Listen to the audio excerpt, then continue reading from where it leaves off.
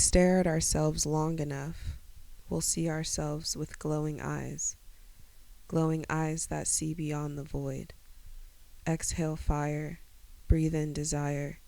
If I lose everything in a fire, I know I'll see her face in the flames.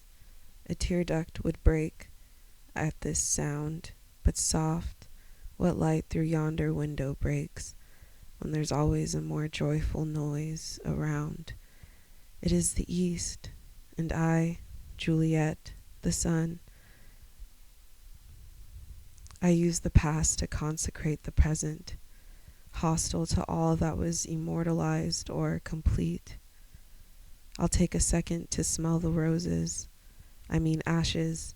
I mean lily ponded or pondered upon. I don't make a fuss about the noise either. I like it heart-wrenched, silkened, feasted.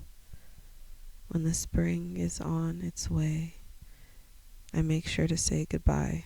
And since the body's delusions did not engulf and implode my cells during fertilization, and thus having cheated death for the first time in the womb, I am keen to the sounds. I let them come and I let them go.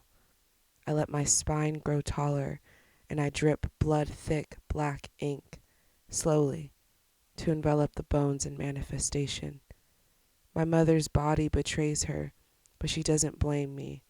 She blames my father and God and Eve and homeostasis.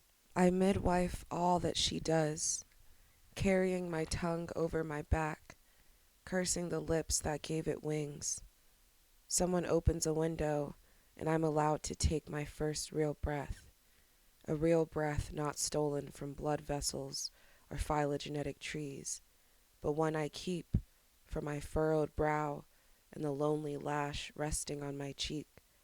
In maturity, I remove this silk and think of how many times I've heard my cries echoed into a hollow body, my tongue soaked and heavy, doing the work of every frictional gesture, wandering and creating diverging paths of evolution, an incessant renaissance that lays and ages into self-regulation.